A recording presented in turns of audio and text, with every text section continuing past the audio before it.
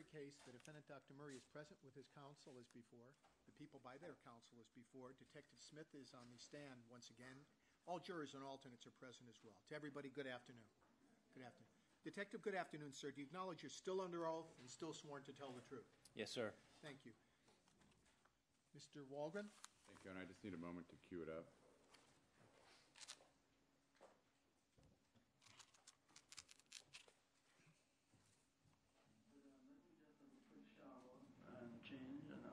Well, okay, where you're page 16, line 13. Yeah, I'm on a different. I need a moment to cue it up. It's not by page on my computer, and I don't know the exact time. It was on page 11. I guess it would have been sometime late. Generally speaking, sure if you're the only doctor. No. Well, I'm sorry, doctor. What kind of doctor are you? I am a cardiologist, interventional cardiologist. Repeating my partially. Specialty. I'm a cardiologist specialist. I have a specialty also in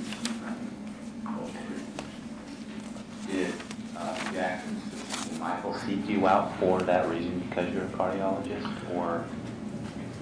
No. I first met him in 2006. Page 9. When a patient friend who was a security guard with him asked that I see him as a request because he was not feeling well. He wanted to see a doctor. Yes, thank you. Thank you very much. And when you first started attending and seeing Michael Jackson in 2006, what was that for? There was a family flu illness between himself and his children. They were coughing and had a runny nose, and they felt dehydrated, and they were not really getting enough rest at that time.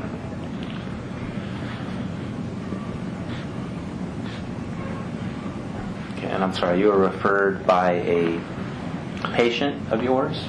A patient's son, who also is a patient of my practice. And he was a security guard? He was a security guard, and he made the recommendation. Okay. This last section of time that you've been caring for him, how long continuously has it been? A little over 2 months. A little over 2 months. Can you tell us how that came to be?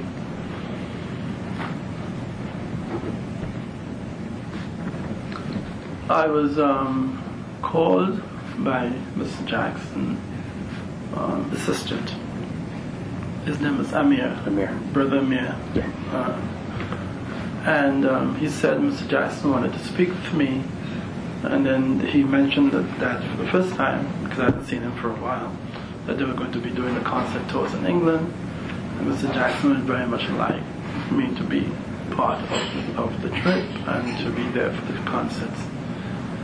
And I agreed to that, and I said, well, I need more details about that, and that was basically the gist of the question.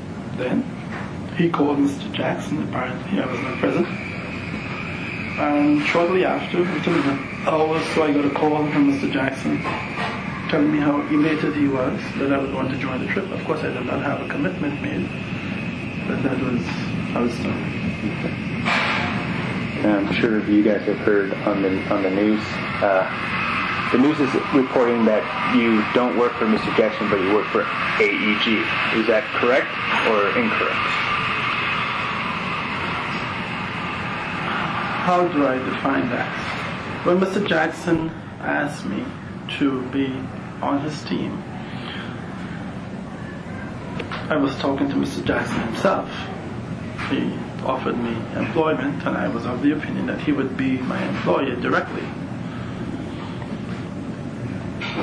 Subsequently to accepting that, I realized that AEG would be the one paying for the salary that he requested. So that was their arrangements as far as how they would finance me. So I am an employee for Michael Jackson, but paid through AEG.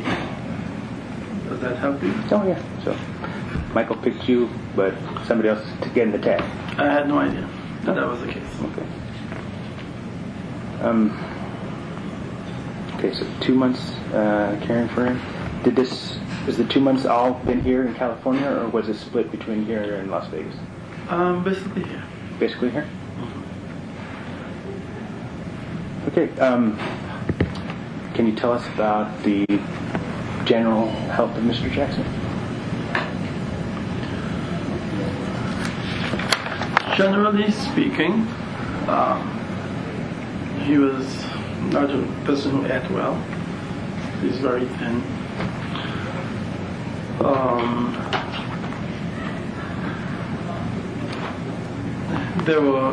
I knew he probably was seeing other physicians for other issues that he did not disclose to me clearly. So I'm not sure if he was totally candid about all of his general condition, but during a cursory physical examination, I did not find any major physical change except for a subluxation of his right hip. A what? Subluxation. I don't know what that means. It's like if you have a joint that goes out of place and comes back in at a certain angle. So whenever he bent to 90 degrees or greater, his right hip would slip out of the joint, sits back up and it's right back in. That was the case.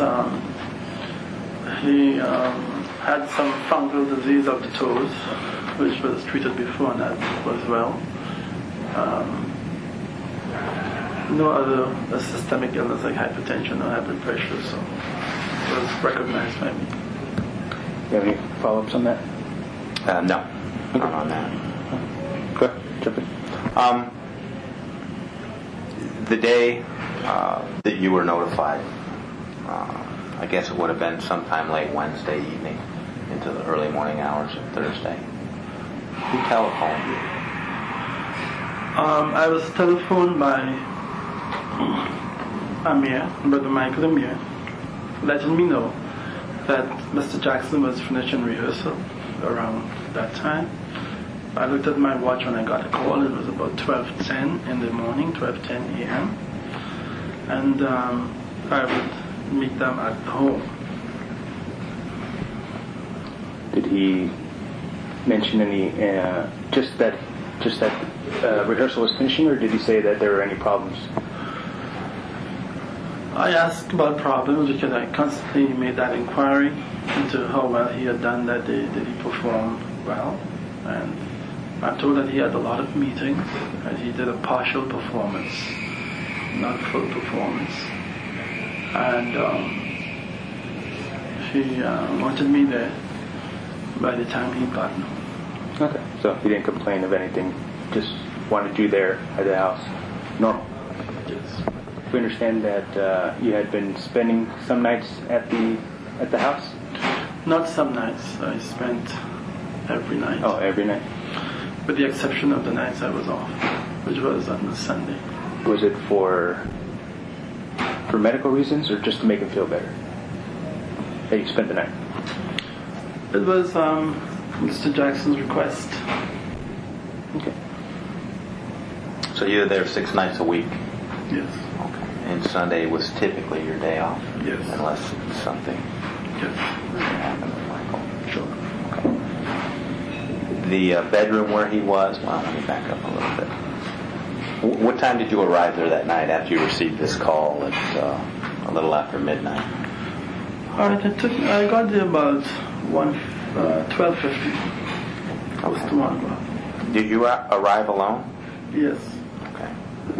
And when you got there, what took place?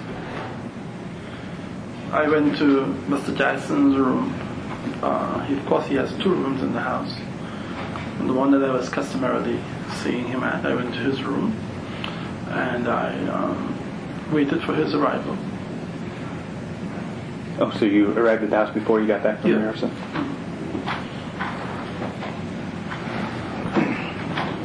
So Michael hadn't been back yet. You got there beforehand? Sure. Okay. And what time did Michael arrive? Shortly after, probably just maybe around 1:05. Okay. Yeah. I can say exactly with the precision of time. That's fine. That's fine. Estimation is good. Once Michael arrives, what takes place? I usually ask, he said, "Good night, hi, how are you?" And I said the same to him, and then he says, "So how was your day? Are you fine? How are you feeling?" And he says, "Oh, tired and fatigued. I treated like I'm a machine." He constantly said that. "But let me just have a quick shower and change, and I'll come back to you."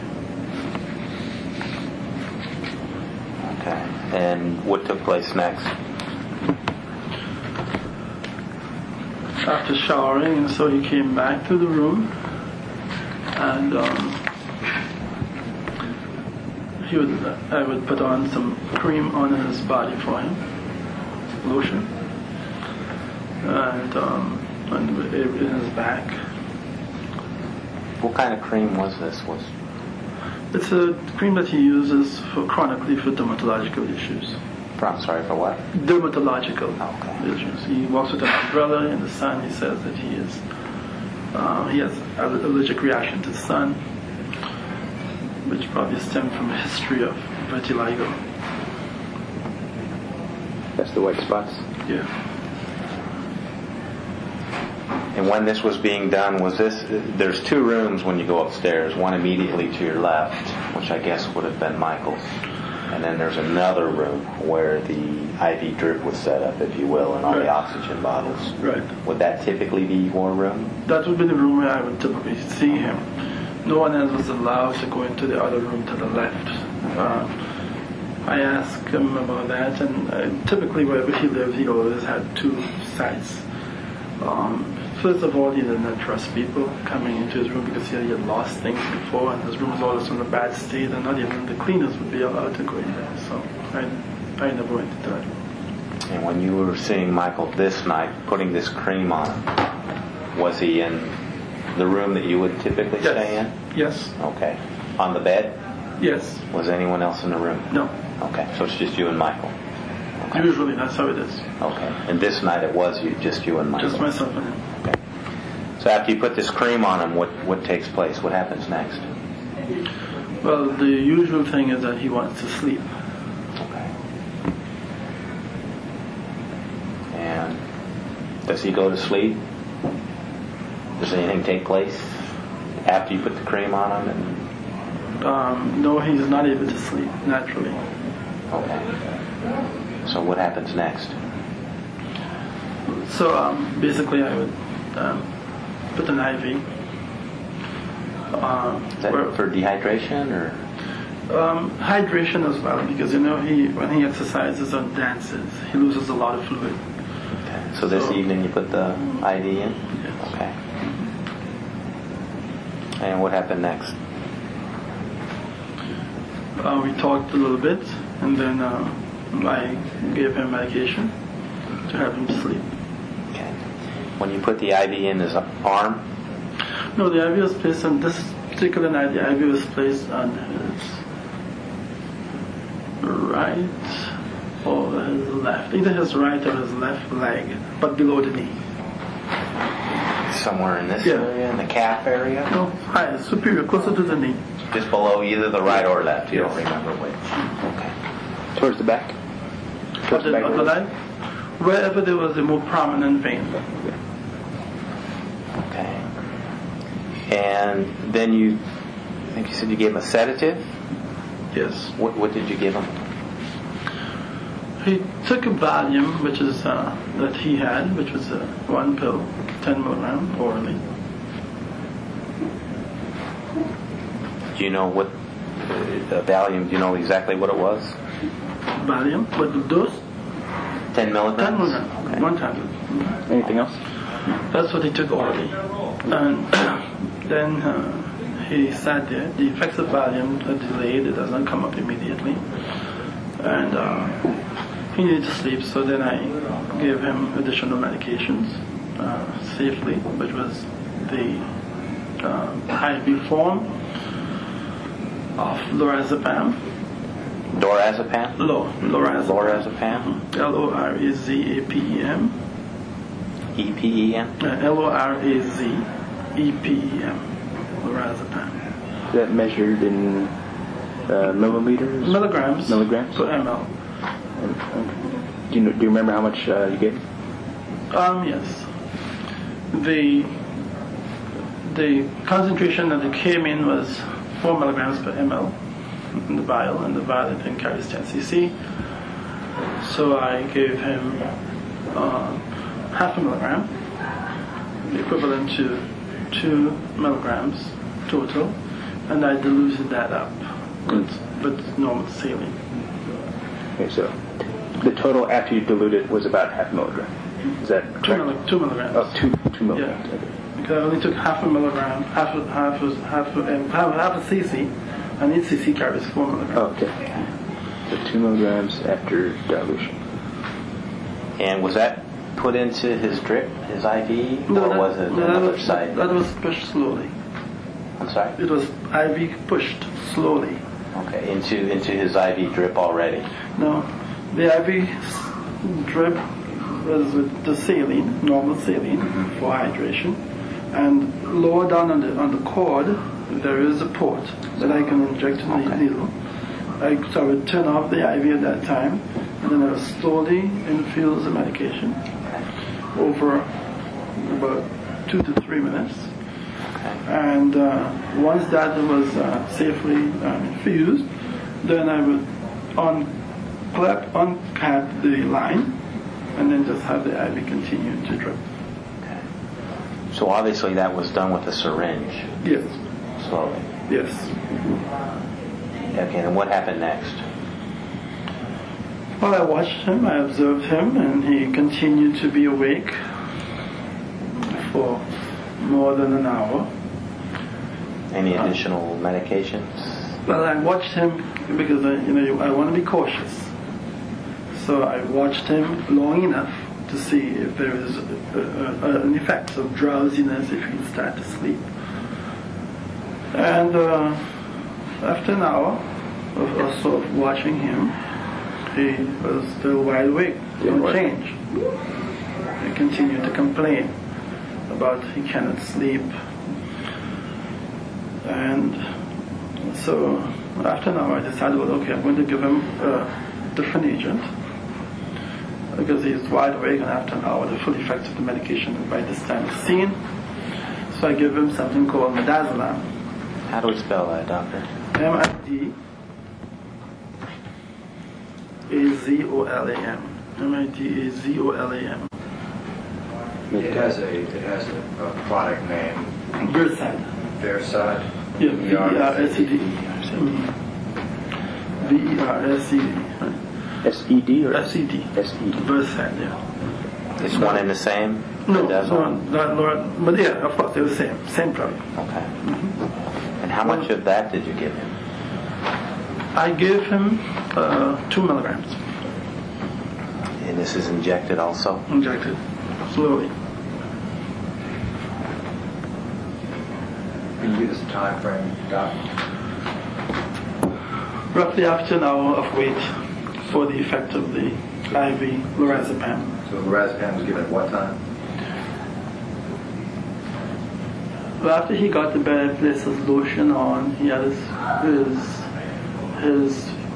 pajamas, and I'd have to have in the shower. I would say, and I'm guessing, around 2 o'clock.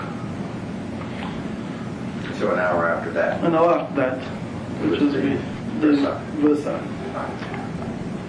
So about 3 in the morning. Yeah. Okay. How did that work out? I waited again, and it couldn't work. He was wide awake. I said, do you feel a little bit drowsy? Do you think your eyes are telling you want to sleep? He said, no. I said, how about if you try to meditate? Let's change the lighting of the room. Let's lower the music that he likes to sleep with, which is loud. Maybe rub your feet. And try to relax. Try to meditate. He did that reluctantly.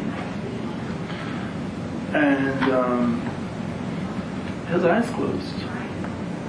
I was grateful for that.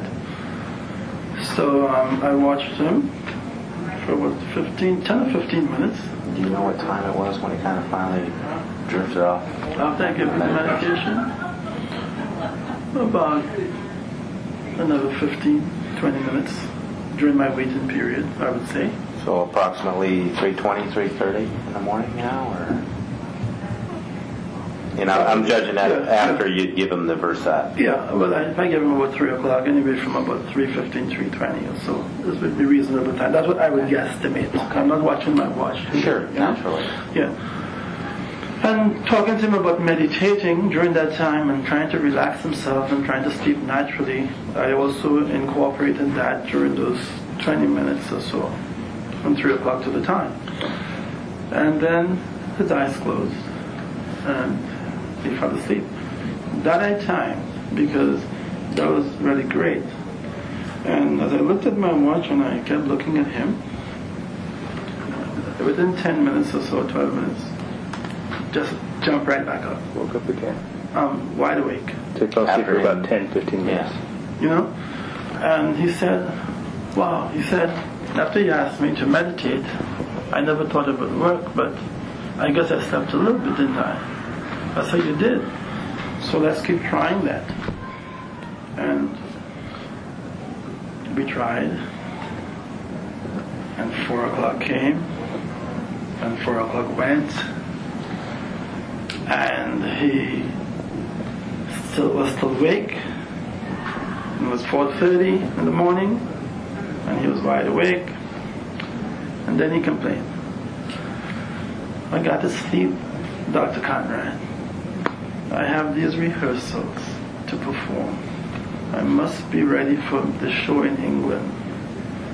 Tomorrow I will have to cancel my performance. I have to cancel my trip because you know I cannot function if I don't get the sleep. I said, but I want you to try. Just try, you know. So just to close your eyes, you know, just start working again. He tried to close his eyes and nothing would work. Just moving his feet, moving in bed, complaining about how I just can't sleep. The medicine doesn't work. So then I looked at my watch and I realized, well, since I gave him the Ativan, the lorazepam, earlier, which was about, 2 o'clock in the morning? That's it. Then. And now we're past 4:30, heading into 5 o'clock. He's gotten his second agent. I decided, well, it is relatively reasonable to give an additional amount of the lorazepam. Okay, so. The Ativan. So I give him another 2 milligrams, slowly, after about 2.5 hours. Okay, and this is an additional 2 milligrams? Yes, not of the Versed, of the lorazepam. Lorazepam? Yeah. It was the first agent I gave at 2 o'clock. Okay. The other name for lorazepam is Ativan, A-T-I-V-A-N, if it might help you. A-T-I-V-A-N. Okay. Then, I'm sorry, what time was this now when you... We were close to 5 o'clock. 5 o'clock. Okay. It was past 4:30 when I, you know. And he was wide awake. Did that help him relax? No. No. At that time he complained that he couldn't perform. He'd have to cancel rehearsals again and put his show behind, and he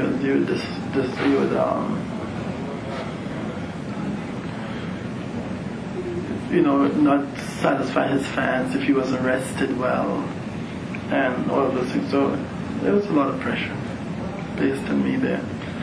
And I told him and said, if I got the medicine that I gave you, I'll be sleeping until tomorrow evening. A normal person. You are not normal. I told him that. And then I waited and waited again. Daylight came upon us. Mr. Jackson is still awake, still talking. 6:30 now. Oh yes, still asleep. 7:30. Mr. Jackson still wide awake. At that time, I gave him another 2 milligrams of the Versed, not lorazepam. Okay, now you give him 2 milligrams. I'm sorry, of what? Of Versed, VERSED. Did you do it the same way, where you diluted it? Yes, and then slowly infused. Okay. Versed is the same as, again, midazolam. Okay, MIDAZOLAM. We had it before. Okay. I've not changed medication. Okay. So between the hours of the first dose of Versed, which was about something like 4 o'clock, I think, in the morning, just after About 3 o'clock. 3 o'clock. And then there it was, past 7:30, and no effect. That's when I gave him the other dose, hoping that he would get some sleep. And it did not work. Still no effect. No effect. I then cautiously checked the IV site. I checked the site of infusion on his body to make sure the IV was flowing into him and it was not wetting the bed sheets. So I mean, where is this medicine going? Why is this man not responding? He's awake. Wide Still awake. awake. Wide awake. He still hasn't urinated, nothing. He urinated then. I made him stand and had him urinate, and I filled he had the bag on him, and that was filled, and I emptied that, and then I filled another portable jug, which he placed another 600-700 cc's in of urine, so he urinated. Yeah. Oh yeah, he doesn't, because he's getting the IV fluid, which is also hydrating him. Now we're beyond 7:30. You've administered 2 more milligrams of the Versed. Yeah. There was still no effect. No effect. Later now, what happens next? No, we're beyond 10 o'clock in the morning. Okay. And nothing has worked. But between the 7:30 and the 10, you're just watching him and telling him to meditate. Oh, trying. And now he's really complaining that he cannot sleep. What I'm doing isn't working, and he has to cancel the day, cancel rehearsal, everything's going to be thrown back, and we have very little time to take his show to England. And at that time he said, I'd like to have some milk. Milk? And about what time was this? He said, please give me some milk so that I can sleep, because I know that this is all that really works for me. Hot milk or warm or just... This is just a medicine What that he was familiar with. What is the medicine? It's called propofol. Propofol. Okay. Yeah. Okay, how do we spell that, doctor? PROPOFOL. And what is this propofol? It is a sedative that could also be used for anesthesia. Okay, and how is that? Is it injected as well, or? It is both given in an intravenous form.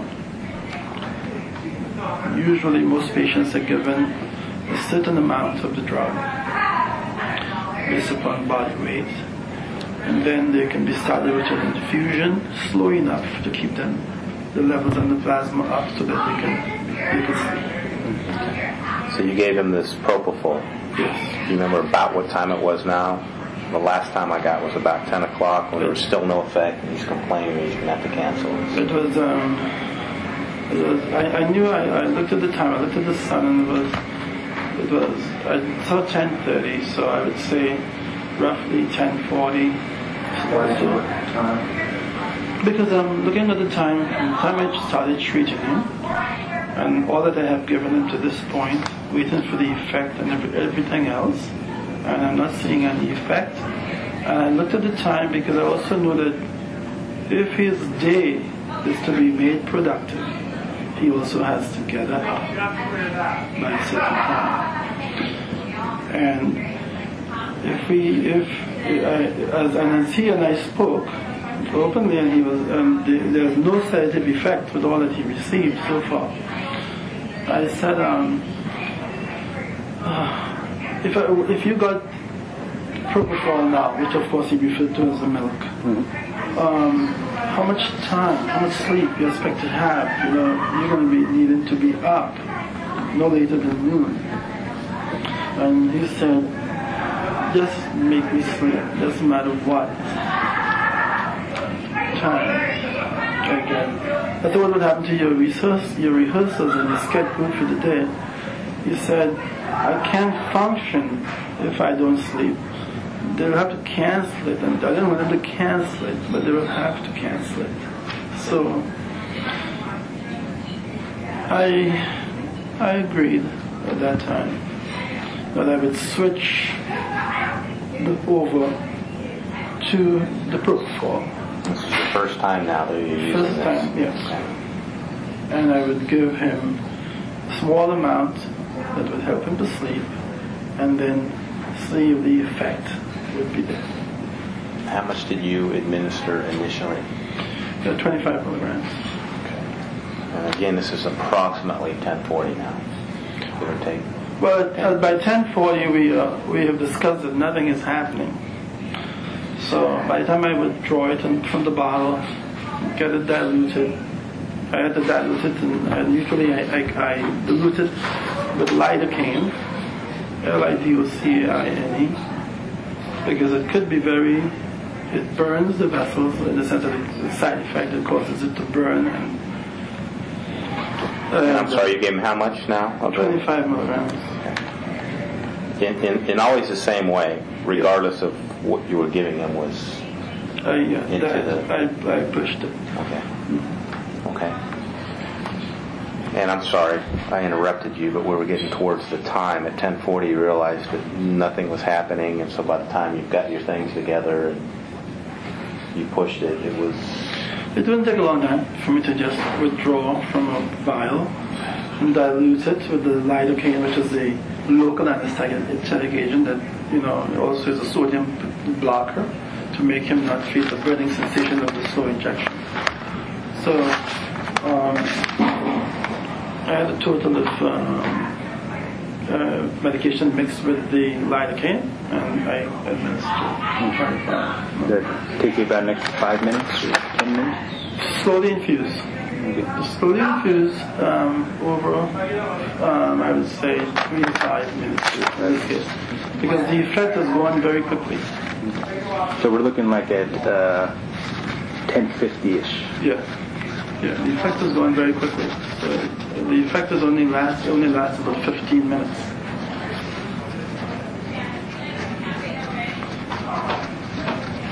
Okay, so now we're roughly 10:50, 11 o'clock.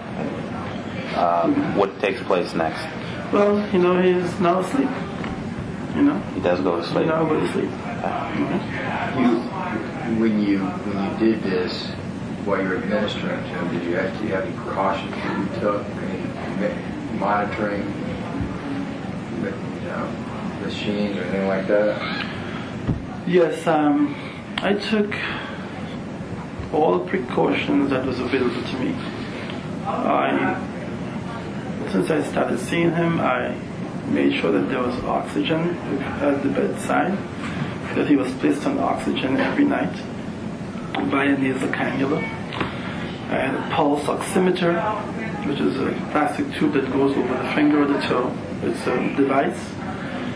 It is battery operated that shows me the oxygen saturation level, and also beat by beat dynamically shows me the heart rate for the patient. You said pulse oximeter. Oximeter. Oximeter. O-X-I-M-E-T-E-R.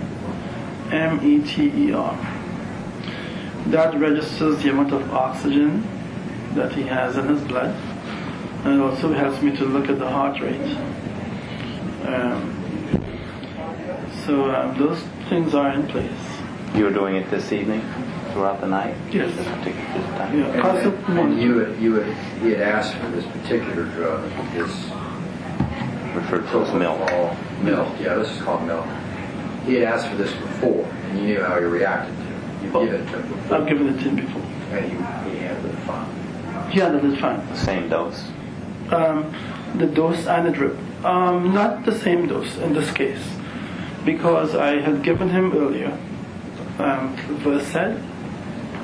I had given him the Ativan at different times during the night, and I know that their half-life is not as short as lorazepam, so I took every caution, knowing that there was possible of all of the medications still on board. So the 25 milligram ordinarily would not be the dose I would give him if he did not have those other agents on board. I would give him a higher dose. Oh, okay, so it's a lower dose than normal. Yeah. What's the highest amount of milk you've given him in the past? Well, These other agents weren't in. Based upon his weight, it would be weight-based, and the highest amount I had given him initially, direct on the IV before starting the drip on him, would be twice that amount, which is about 50 milligrams. Okay, so it's approximately half of what you've given him before. Yeah.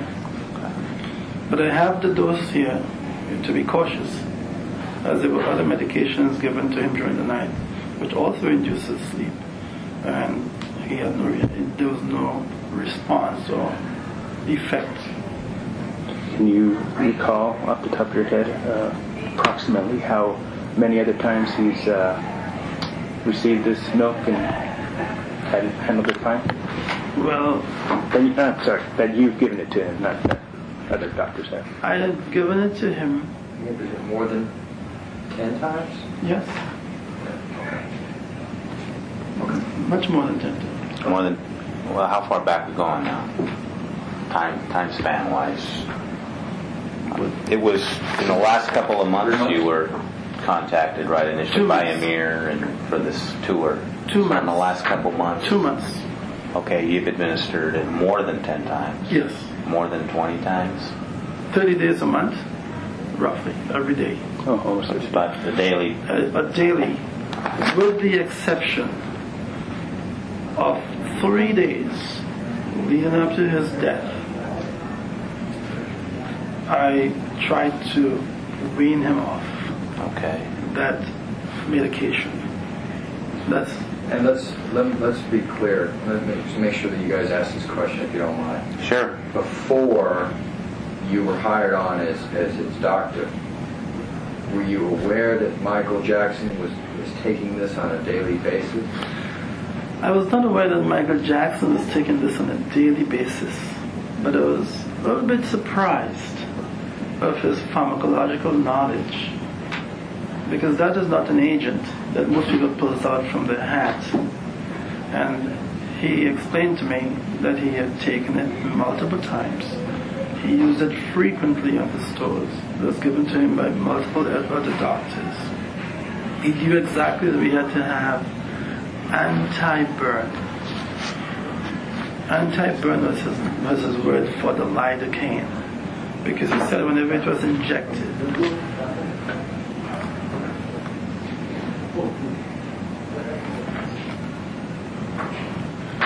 he called it anti-burn, which was the word for lidocaine, because he said whenever it was injected into him or it was running into him, infusing, it would set his limb or wherever on fire. And asked me if I ever had it, and I said no. And he said, well, I'm just letting you know, without the anti-burn, it's really uncomfortable. So make sure that there is always a lot of that available. But he was speaking from a source of experience. And he also said that he'd used it in Germany and several other places, but never really truly disclosed the doctor's name. And that's something that you understood that was administered by a doctor, not Michael himself? Or could it? He never told me that he administered it himself, but he had said to me that the doctors allowed him to infuse it himself, and I refused him that opportunity. And he asked me, why did you want me to push it? I love to push it. It makes me feel medicine is great. I said, well, if I'm going to give you an agent that is going to put you to sleep immediately, and it can be so quick to act, I don't want to ever let you infuse such a substance when I'm present. I'll do that. So sorry about the other doctors who have done this. I would not. So I know what the answer to this question is, but just to that, I'm not assuming. The first time that milk was used on him, was it your idea or was it his idea? His. He knew how much to put in. He knew what it was. He knew how to inject it. He knew all that. Yes, and he knew that that was the only thing that worked for him. Now, I constantly cautioned him that it is an artificial way to go to sleep, and it would be nice to get him back to a more physiological state. Like most people, when they work and they're tired, they fall asleep. And he'd ask me, he said, could you sleep like that? And I said, no doubt about it. Most people will sleep. I do understand that children have a better sleeping habit for REM sleep than adults, and as we go older, we don't sleep as well and as long. And sometimes patients need a help sedative that they will use as needed. And that's okay. But I said to do this on the frequency, I tried to counsel him away from that. Do you happen to know, I'm sorry to interrupt, guys. That's fine. But, do you happen to know who his doctor was? Was any name given of a doctor before you were hired on? Yes. And mind you, he told me that there were a couple of doctors in Germany, and they would high-five each other and do different things, so based upon substances that he got.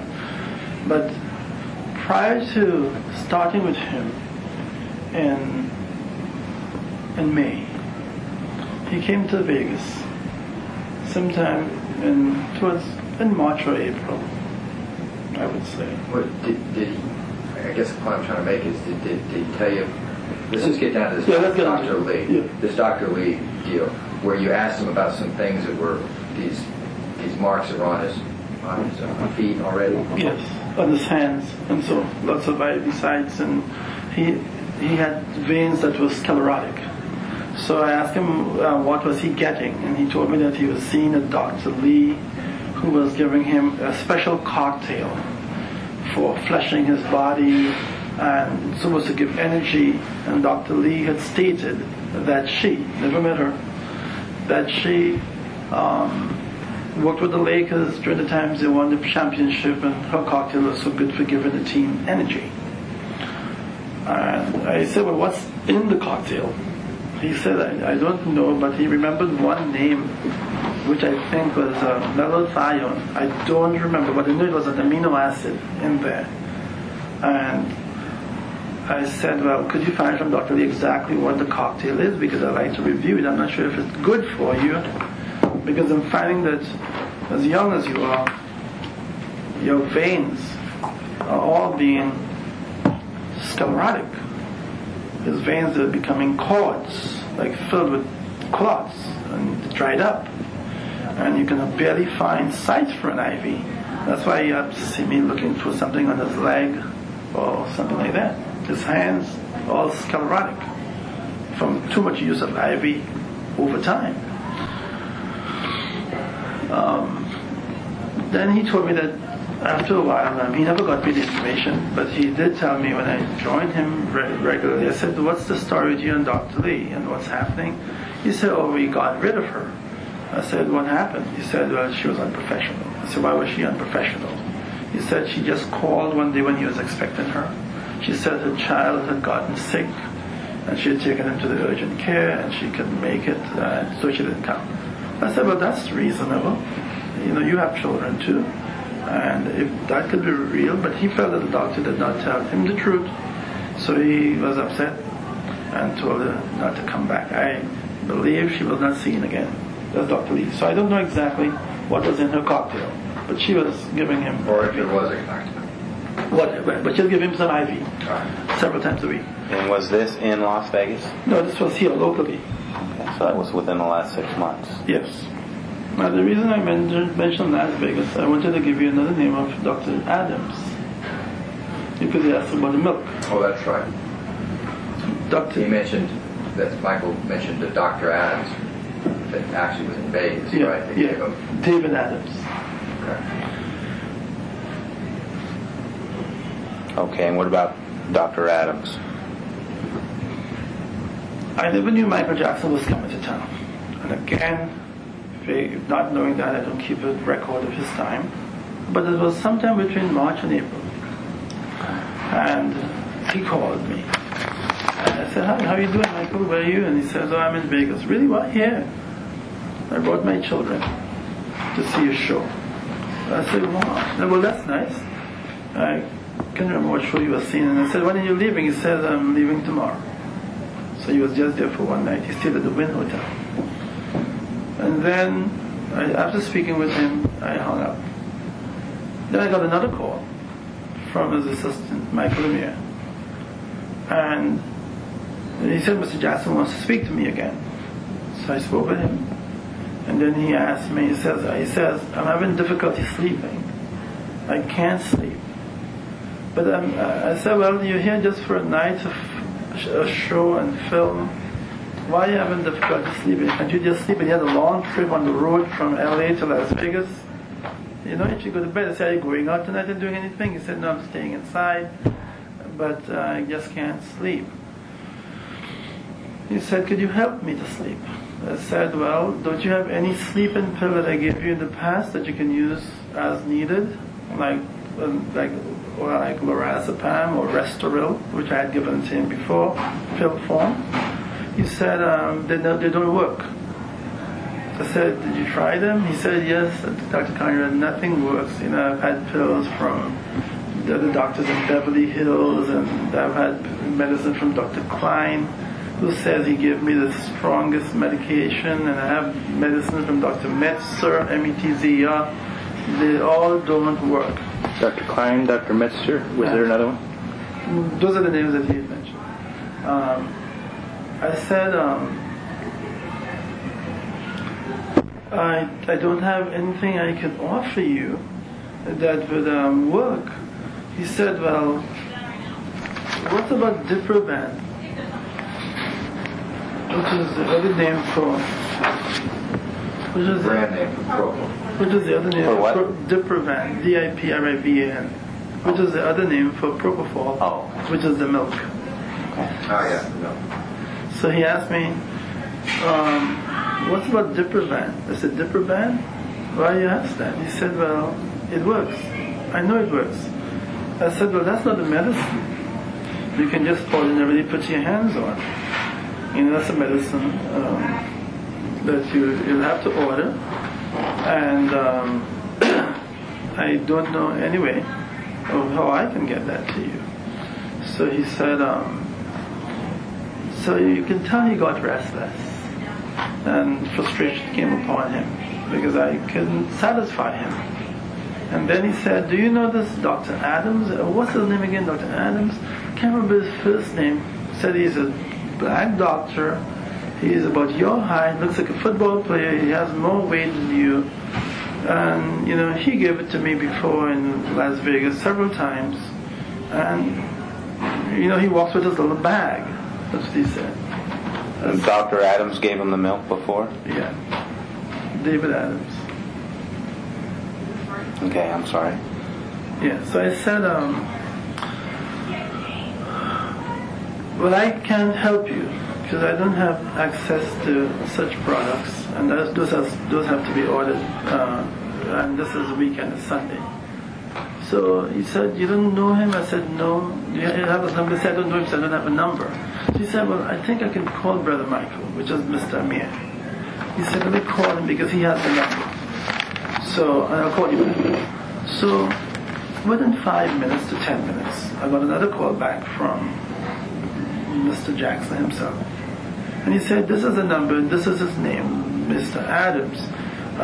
Could you ask him if he can help me to sleep? If you can find him as a doctor to a doctor, could you call him? So I made that call. It was about, this is Sunday, the day he's supposed to be going back to Los Angeles. And this is like 2 o'clock in the day. And I thought he'd be on the road by now.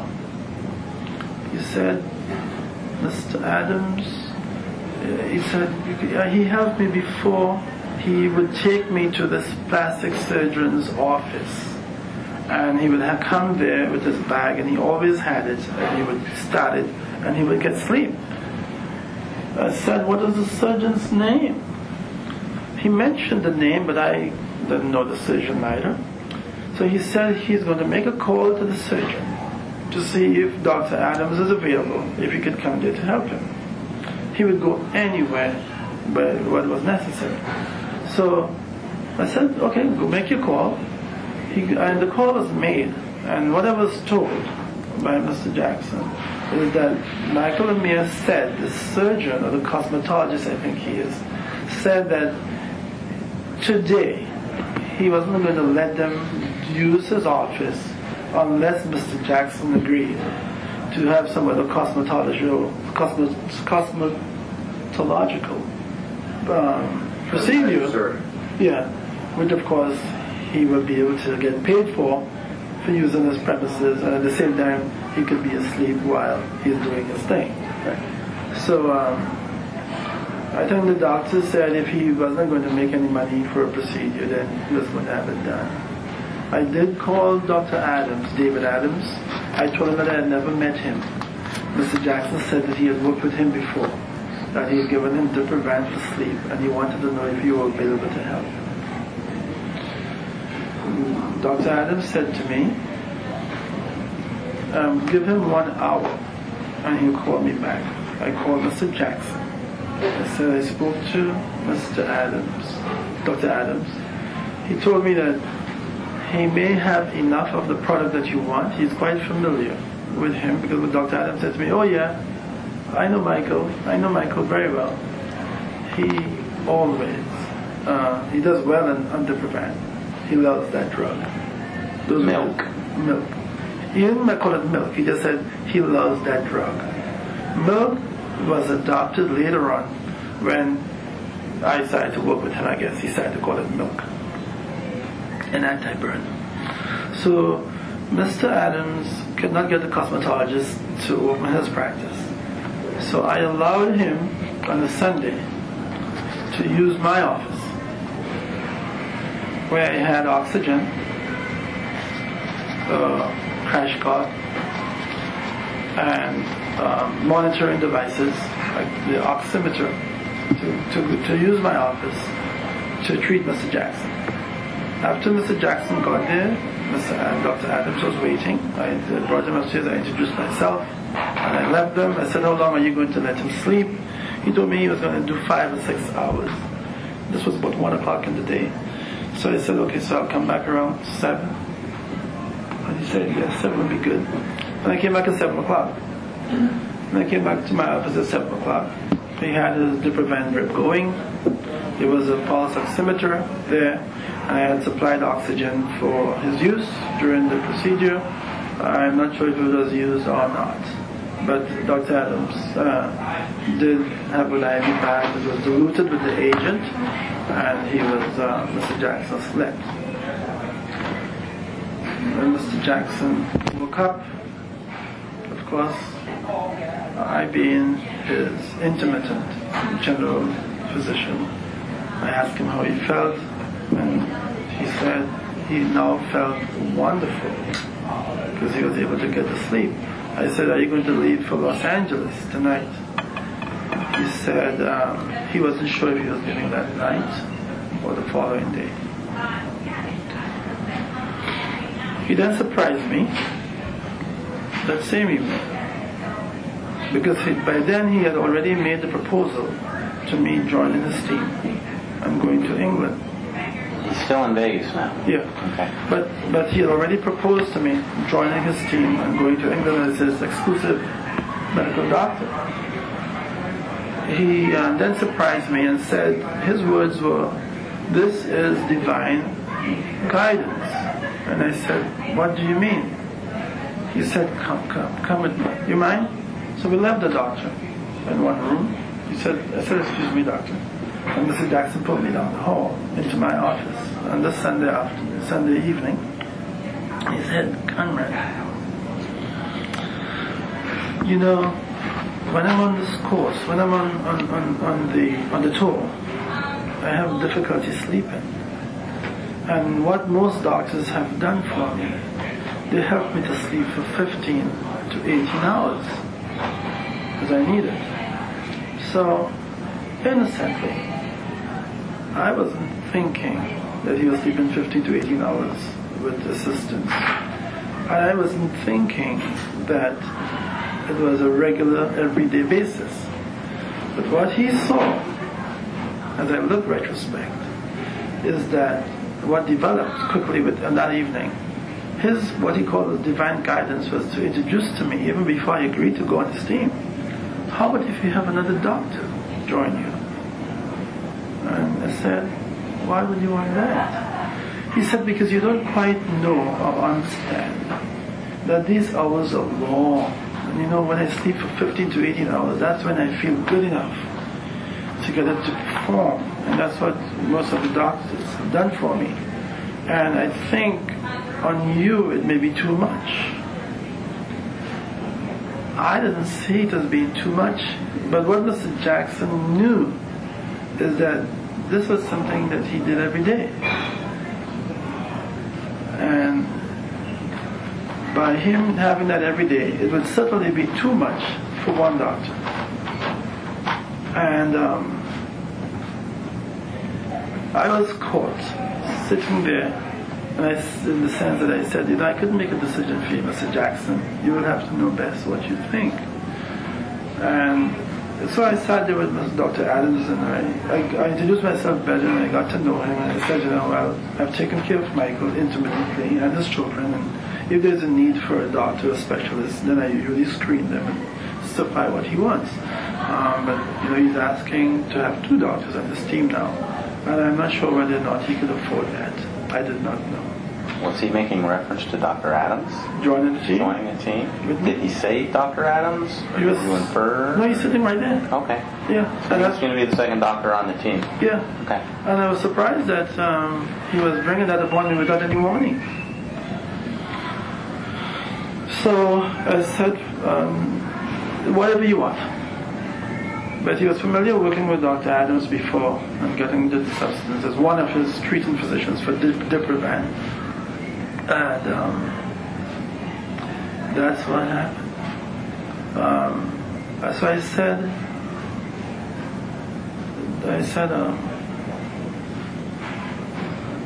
whatever he wanted. So Dr. Adams continued to call me.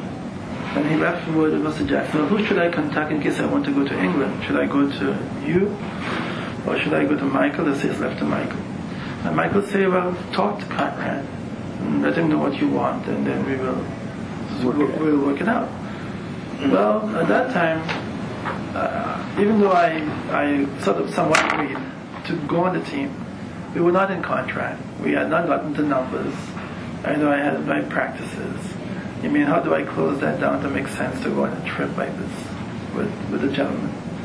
And Dr. Adams did call me back, and then he said that he had spoken to his mother. He had called her. He had spoken to a friend, and he was single and available, and is on board. Just called. So I said, what kind of income are you going to look for?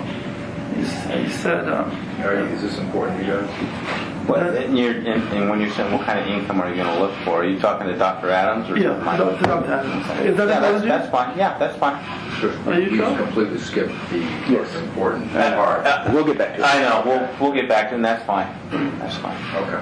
I don't want to waste time. Oh, no, we'll finish this subject. Quite all right. Yeah. Mr. Adams, Dr. Adams, said that he had made about $600,000 in his previous year, working in Vegas with the minimum staff. The overhead was small, and he took him about $500,000. But if he had to make the trip or change and give up his practice, he wanted to have a commitment for maybe 3 years with Mr. Jackson, and he would like to have about $1.2 million, $1.3 million. That was his request. I told that to Michael, and there was no subsequent follow-up on that. So he didn't end up joining the team. No, but he said he was available. He kept asking, he kept texting me how are things going, and I just said, things are still... For $1.2 million or $1.3 million. Just for the trip? Just for the tour. Exactly. Yeah. How long was the tour for? The tour in England was going to be a year, but Mr. Jackson had said that following the tour, there were 3 or 4 movies already programmed with AEG to develop, for which he wanted me to still be around. He wanted me to be around forever. That's what he said. Excuse me. He wanted me to be around forever. I took you for having a rap about it. I'm sorry. He wanted me to be around It was a forever. vibrating thing, and then I couldn't feel it after a while, so I got to hear it. Yeah, he wanted me to be around forever. And he wanted to open the children's hospital where kids from all over the world can come and get treatment. And he wanted me to be the medical director, not particularly to see them, but to help to hire the specialists so I'd have the different departments run. And those were things that he had in mind for down the road. So that's it. All right, we're going to get back on track. We're at about 10:50 hours, where you give him the propofol. We've gone into the history of how he already knew about it. He was the one who requested you for it, giving you some pressure. Got milligrams, 25. 25 milligrams, half of what you normally get. What happens next? I'm monitoring him at the house, and he fell asleep. 11 o'clock now, later. He fell asleep fairly quickly, I would say, but he was not snoring. Normally, if he's in deep sleep, he would be snoring. I was a little bit hesitant that he would probably jump out of sleep, because that he does. He just quickly gets up like that, and his eyes goes, and he's wide awake. And whenever he's up, he reaches for his IV site. Real quick aside, because I'm not familiar, is this something that has to be continually introduced into him as a drip, or is it something that you just do a small injection and then you do a small injection to help him to sleep, and then you try to drip slowly so that he continues to sleep. Okay. It's like anesthetic. It's like a general anesthetic. In fact, it's used for that primarily before the gas goes down. A lot of times they'll have that drip. That's what he's been sleeping on for years. But it's also used in the Cape patients who are, very ill and they need to keep them completely sedated. It's being used. Okay, sorry, didn't mean to interrupt. So he fell asleep quickly, but he wasn't snoring, so he's not in a deep sleep. Right. I was worried about that because when he's not deep, then he could just quickly wake up. But I monitored him. I stayed there and watched. I monitored. So his oxygen saturation was in the high 90s, 98%. Heart rate was roughly in the 70s. Everything looked stable. I monitored him. I sat there and watched him for long enough period that I felt comfortable. But then I needed to go to the bathroom. So I got up, went to the bathroom to release myself of the urine, and also consider getting rid of some of his urination that he had put in the jugs overnight. And then I came back to his bedside, and I was stunned in the sense that he wasn't breathing, because I always want to look at his chest and look at his diaphragmatic motion and all of those things. I looked at the pulse oximeter right away, and his heart rate was like 122 beats. That's what it was. To go to the bathroom, I know it's a huge house. I don't know where the bathroom is. About how long would that take to go Well, to the based on the restroom? room that he has, I leave his bedside, I walk through another chamber, which is like a dressing area, and then I get into the third vault, which is where the bathrooms are and where I can urinate. Okay, so a couple minutes that you were gone? I was gone, I would say about 2 minutes. About 2 minutes, okay. All right, so do you have the impression he wasn't breathing and you said his pulse was high? When I came back, yeah. Go on. To the bedside, my clinical observation.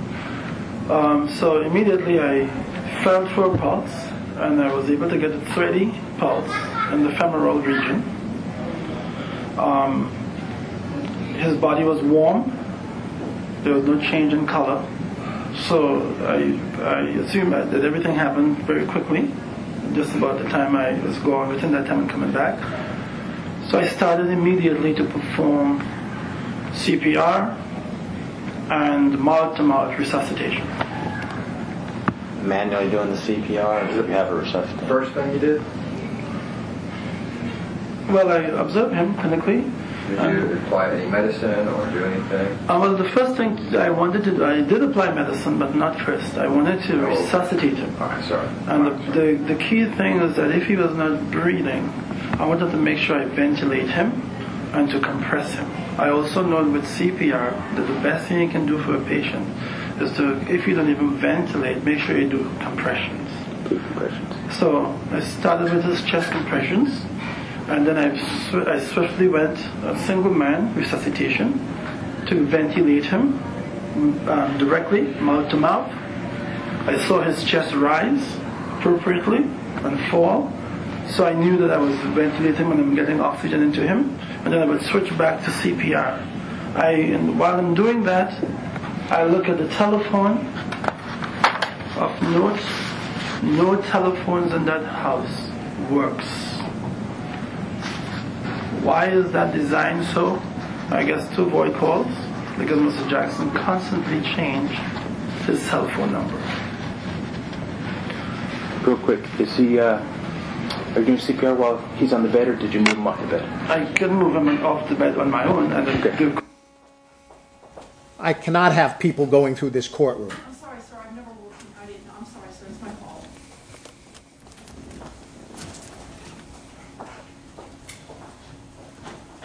Wait, I'm sorry for the interruption. Can we just turn it back a little bit? I know it's not like a regular tape.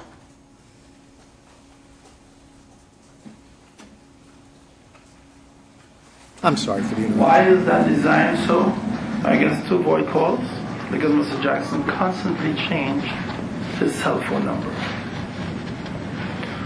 Real quick, is he, are you doing CPR while he's on the bed, or did you move him off the bed? I can move him off the bed on my own, and the quickest thing I can do is to try to get him ventilated and to do CPR. But what I did was to improvise.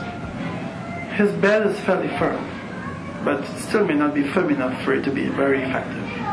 So I got my left hand under his body, and I compressed with my hand not moving in place.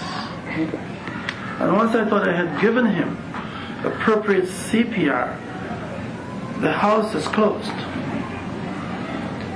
At nights, it's just his children, he and myself are inside.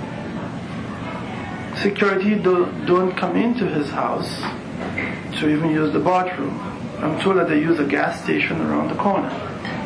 I felt that it was a little bit inhumane, and that week I spoke to them to at least let security have some access to a guest bathroom. Because when one guy leaves the door just 2 at night, you never know what can happen, and you may need assistance. I don't think that took effect. But anyway, I got my hands onto his back, in addition to doing CPR, and I ventilated him orally, and I made sure that his chest was rising completely with deep breaths and falling.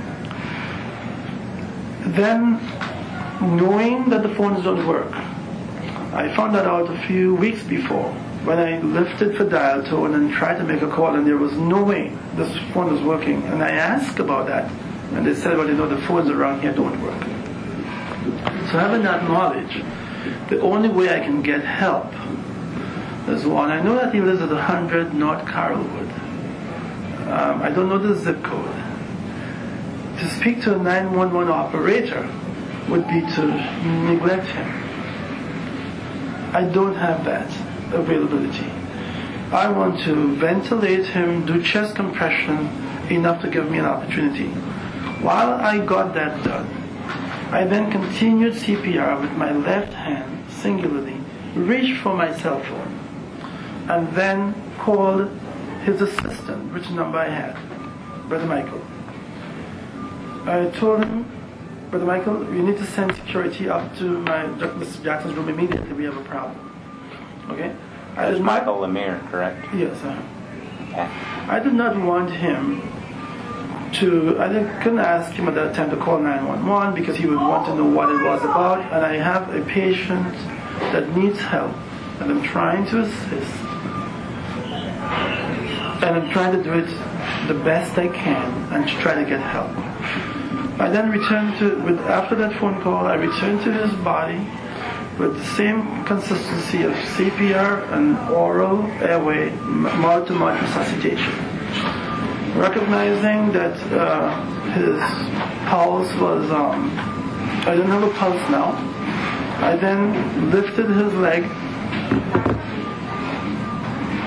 which can give you what is an auto-transfusion. In other words, the blood in your legs, you lift the legs, it can go back towards his heart. So I did that, elevate his legs just for a brief moment. I would love to have had it stay up, but I had nothing to prop it up. So I auto-transfused him as best as I can. Continue CPR, continue mouth-to-mouth resuscitation. No one came to the door.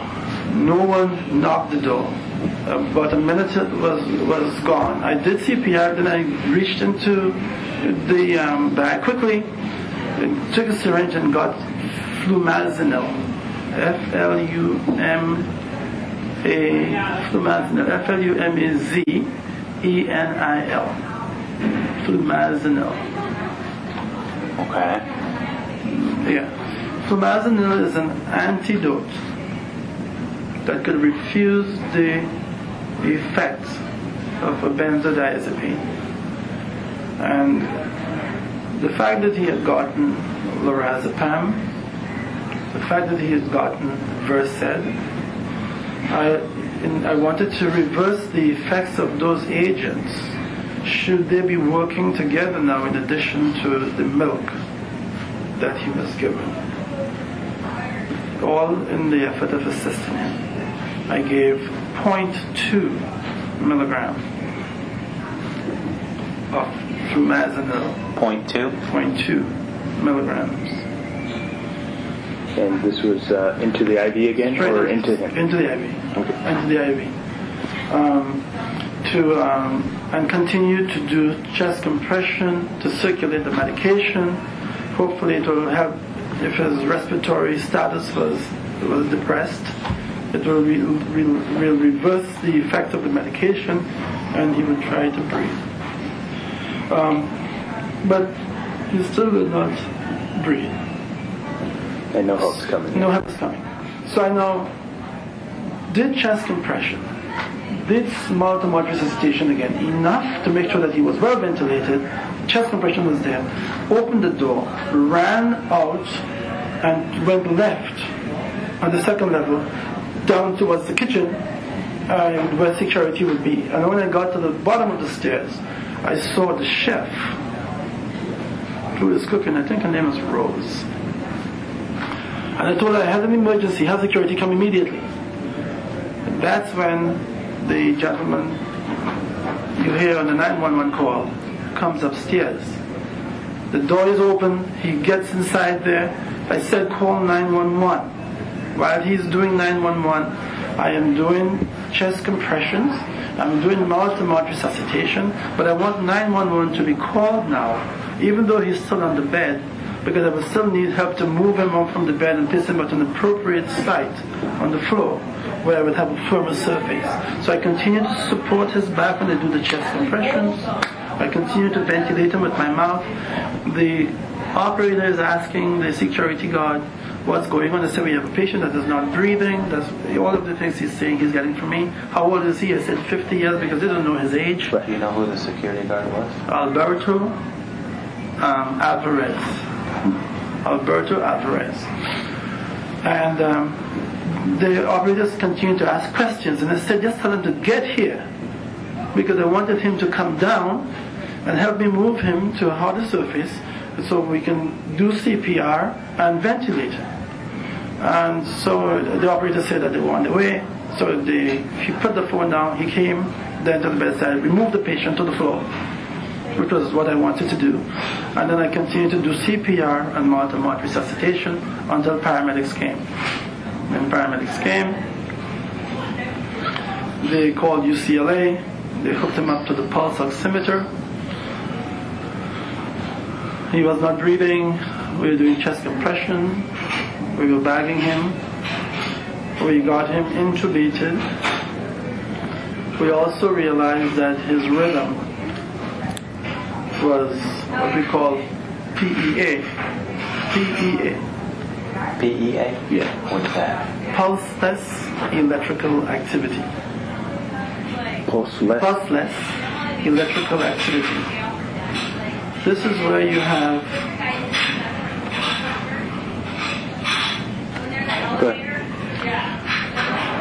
a heartbeat that is electrically seen, but every time the beat of the heart, you see the beat, the heart does not contract to push a pulse. The treatment of that is never to shock the patient. So there was no reason to shock him. You shock for conditions like ventricular fibrillation, ventricular tachycardia, in such state, but with PEA, you never shock. You treat the underlying condition. So he got medicines as called in by UCLA, atropine, epinephrine. I then encouraged them to consider bicarbonate, which is because I would believe that at this time he would have some acidemia. Acid meaning that, not getting as much oxygen, your blood pH will go down. So I asked for bicarbonate to help him metabolically while we continued to do CPR to start an IV, which was done. The paramedics fought for a while to get an IV. Why? Trying to find a vein. Vein is difficult, Mr. Jackson. And in the process of moving him, my IV site became dislodged. Now, real quick, when you talked about there was no need to shock him, did they do it against your wishes? Did the paramedics shock him? No. Okay. No. Okay. So he was never shocked? No, never. The defibrillator was never used? Never. There was no indication. Okay. I'm a cardiologist, I know that. So, and did they give him that bicarbonate stuff? yes, Okay. the UCLA agreed to give him some bicarbonate. They agreed for the epinephrine, the atropine, but whoever was the doctor at UCLA giving orders, they were kind of slow. Slow status. And then they thought that they don't have an IV access easily. Made things worse, and they had to search for IV sites every day, so that needles and everything else. So basically, Mr. Jackson, after about 20 minutes of an effort, which I think was limited, because his condition was almost, I would say, witness, in the sense that I had not gone for a long time before I got back to the bed. It was just so short. I would call that a witness state. And I started CPR and everything right away. It was effective. It was deep. I knew that I could feel femoral pulses with my compression, so I knew that his circulation was intact, was kept going with my effort. I then asked UCLA to transfer the care to me. And they say, so instead of calling him dead, because they figured nothing was working at the time, and they didn't think that they would be able to get him back, they said that the doctor wants to try, if I would accept the care, they would be fine, because the doctor didn't want to spend too much longer on the line trying to give medication. I figured that I wanted to give him the best effort. So all of this is going on is you're caring for him with the paramedics' help on the floor at the house. Nothing in the ambulance yet. No. Okay. And they want to give up, and you don't want to give up, so no. they transfer care to you. Yeah. Okay. I mean, I love Mr. Jackson. He was my friend, and he opened up to me in different ways, and I wanted to help him as much as I can. I know he was a single parent. You don't always hear that from a man, but he would state that he was a single parent of 3, and I always thought about his children, as I would think about mine. So I wanted to give him the best chance.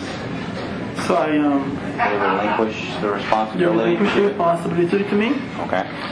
I continued CPR, epinephrine, atropine, bicarbonate, IV access, fluid was going, and we did chest compressions all the way into the ambulance. And I told him that I'm transporting him to the UCLA. I was in the ambulance with Mr. Jackson. We got to UCLA. We took him into the operating suite, where there was a host of medical personnel working to assist him. And we tried. We tried for at least an hour.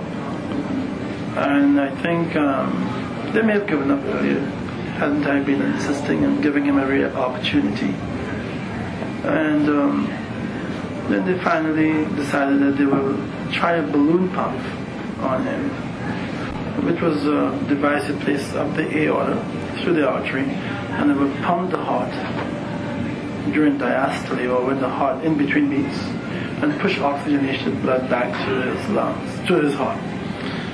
I asked the cardiologist to say, do you think that would be effective? He said he had done it before, and he had good results. So I said, then fine. It's not something that I would do, because I don't think balloon pumps help you if there's no blood pressure. But he wanted to try, and I was willing to give him any effort that was necessary, so I said, proceed. So he, after everything was done for Mr. Jackson, we just could not get a blood gas. The first blood gas came back, and the PO2, which is the oxygen pressure, was in the 20s. And then they thought it was venous. And then I asked them to repeat it after they got the arterial line, and then we could see that the blood was red. But the other blood gas came back with a PO2 of about in the 30s. So then... Which is better, the 20s or the 30s?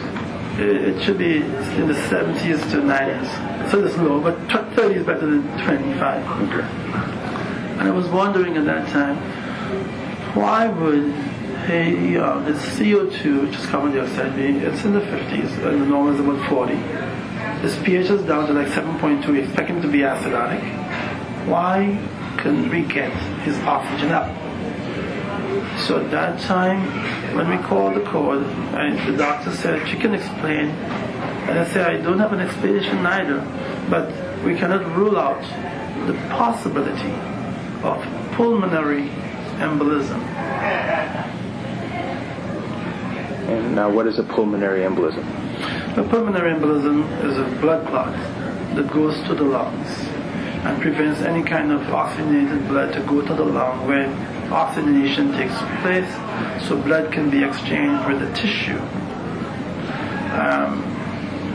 A massive pulmonary embolism will shut down all circulation to the lungs. I will give you that picture, and could also give you pulseless electrical activity. That's why we did not have to shock his heart. So, real quick, sorry to interrupt, real quick. When you arrive at UCLA, does I'm not sure, I'm not familiar with the rules, does the care of him transfer back to UCLA Hospital, or it stays with you? He transfers back to UCLA. Okay. But I don't have privileges. Okay.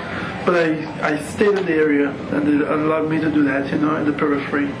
And I made suggestions, and they were amenable to that. And then subsequently the cardiologist came who tried the balloon pump. Can would you guys mind if I add a little bit? No, not at all. one of the things that the difference is here is despite the fact that Mr. Jackson was using this drug to sleep, I guess, for a long time, there was a change in his drug intake for 3 days prior to his death. And would you explain why that was? I don't think we got to that. No, not yet. Okay, before we get there, obviously, inevitably, things happen. And He passed. They pronounced him. And at that time, I recommended. I am the one that recommended. They said, well, is there a doctor who's going to sign a death certificate? And I said, I wouldn't want to sign a death certificate on Mr. Jackson when I don't understand the cause of his death. And therefore I recommended that he have an autopsy. That's where the recommendation came from. Yeah, we've been told by different sources that is what happened. I recommended it. Yes. All right. Just tell him what happened the 3 days prior, please. Yeah. Mr. Jackson was my friend. I loved him, and we had a good relationship. And after joining his team, I fell into the situation of a gentleman who wanted a regular, frequently, nightly Diprovan. That was not my purpose of joining this team. I was there to help him, and I was going to be available should something go wrong. I had to provide the best care for him. That was frustrating to me. And after I saw that this could be a habit, which I did not recognize before, but not being with him all the time, it was not natural. I then tried to help Mr. Jackson. I was trying to wean him off the propofol. But like everything else, you have to look at behavior pattern. I had not seen any study where someone was addicted to that medication, because it's always used in some situation where one doesn't have to get it so frequently. But if you got accustomed to any agent that is studied in that way, you definitely may see that there could be dependency. So with cautiousness again, I was concerned how it was difficult to get him to sleep that night, and could not tell if that was a withdrawal effect from what he was accustomed to. Why did I come to that conclusion? 3 days before his death, I started to wean Mr. Jackson from propofol. Did you do this with his knowledge or without his knowledge? With his knowledge and information. I told him that I wanted him to assume a more natural pattern of sleep. I wanted him to be more physiological, like any of us. If you exercise, you perform, and you're tired, I wanted him to go to sleep naturally. I then asked him, if this is your pattern, what's going to happen when the shows are over? Are you going to continue like this? He said, no, I think I'll do fine. I think I'll be able to sleep without it. But that's what he's saying to me at that time. I said, well, I think we need to try lesser agents that is not as propofol to help you and try to see if we can wean it away. So I started 3 days before, which was 72 hours before, because I saw him every night. That's when I started to use more the lorazepam and the Versed. Before that night, Yes. had he used them before, or Yes. that's the first time that you introduced it? No, I introduced it to him about 3 nights or so before. Now, what was the... Well, I think the detective was asking before those 3 nights, had he ever used Versed? yes, but not where that would be the sole agents. Okay. So trying he'd to use them in combination Yes. and lesser amounts. lesser amounts And you're trying to bring down the propofol and and get him off. right. And so you gave him Lorazepam and And the lorazepam and the midazolam, which is the Versed and the Ativan. Okay? and he agreed for you to do this. Reluctantly. Okay. Reluctantly. He fought me on it. He said, would it work the same way? Because that was showing me some dependency here. Would I be able to sleep? I said, well, clearly it is not a strong agent. But if we can help you to sleep more naturally, and then eventually you can be on your own, milk and cookies and all the different things that is nice and comforting before you go to bed, that would be better for you, Michael. And he said, well, I really want to sleep. Are you sure it's going to make me sleep? I said, I cannot tell you with certainty that it will make you sleep, but I'd like us to try. I never identified him that I believed at that time he was showing dependence, or that he may have been drug seeking, because I was trying to form a different policy with him. So you can transfer confidence from that agent to something less. So I gave him the first up to third night, I gave him Versed, and I gave him Ativan, and I gave him a lower dose of the induction of the propofol milk and a slower drip rate. And except for some interruptions in sleep, I was able to get him to sleep for a reasonable time.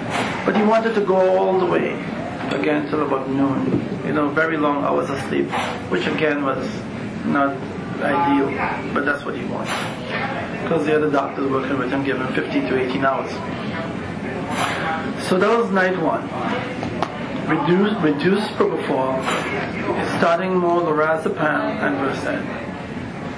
On the second night, which was the night before he died, no milk was given.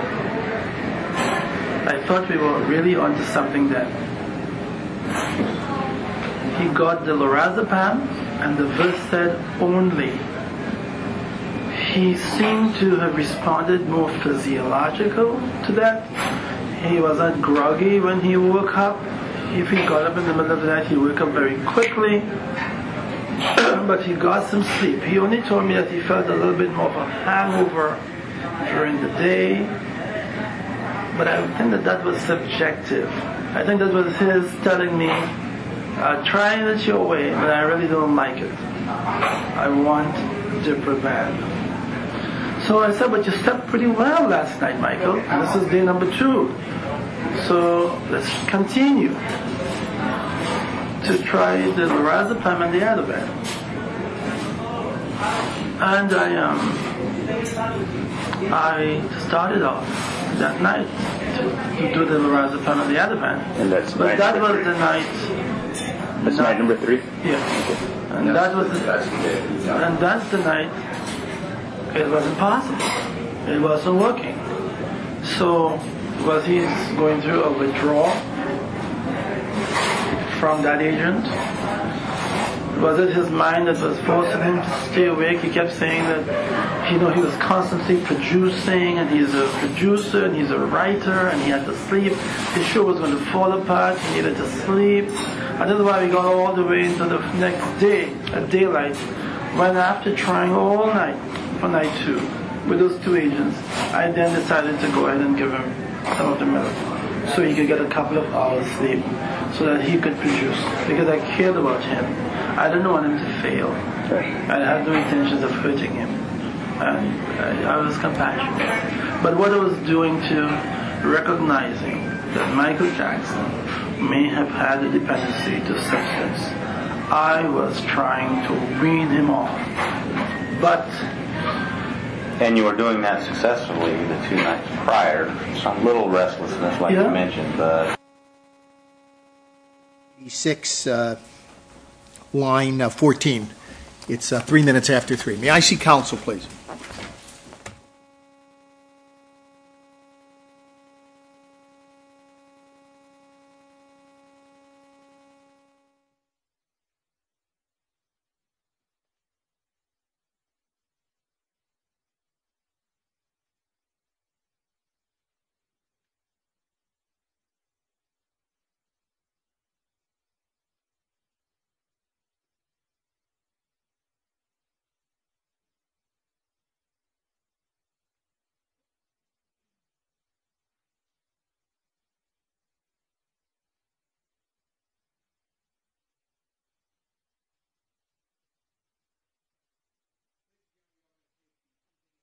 Recess and adjournment at this time. Please be kind enough to give me your full undivided attention as I continue to deliver to you these admonishments. Do not discuss this case among yourselves or with anyone else, or form or express any opinions about the case until it is submitted finally to you. Do not visit any scene or location that may have been referenced or mentioned or involved in this case. Don't perform any experiments or conduct any independent research or investigation on your own or through another person on any topics, subjects, or persons mentioned or involved in the case. This means that you must not, on your own or through another person, access any internet websites, including but not limited to any search engine sites such as Google, Ask, or Bing, or social networking sites, including but not limited to MySpace or Facebook, or text or tweet, or receive any texts or tweets, or access any blogs or messages or post any messages on any site regarding any topics, subjects, or persons mentioned or involved in the case. Don't come into contact with any television or radio programs, newspaper or magazine articles, or books regarding any of these topics or subjects or persons mentioned or involved in it. If anyone tries to contact you or otherwise tries to communicate with you about any aspects of this case, or attempts to provide you with contact information, including but not limited to any business card, so that at a later point in time you can contact or communicate any person or organization, immediately cease the conversation or contact, and immediately notify the court staff. Do not discuss any of these issues, if they become issues, with any other members of the jury. You should not have any contact or communication with the defendant, the attorneys, the witnesses, or spectators. If something is deserving of our attention, of course, bring it to the attention of the court staff and security, and make no mention of it to anyone else. Do all of you continue to assure me and promise me you will follow these admonitions? All indicate in the affirmative. Ladies and gentlemen, have a wonderful weekend. Please do not come here on Monday. You will be very lonely. It is Columbus Day. It is a federal, state, and court holiday. And feel free to deal with whatever issues you have in your lives with friends and family or work. Do not come here on Monday. Please come here on Tuesday at the usual time when you meet. And we will start with the jury trial at 8:45 in the morning from your standpoint. And in the meantime, have a wonderful weekend. It's going to be really hot, so stay cool. And we'll see you on Tuesday at 8:45. Good evening, good weekend. Bye.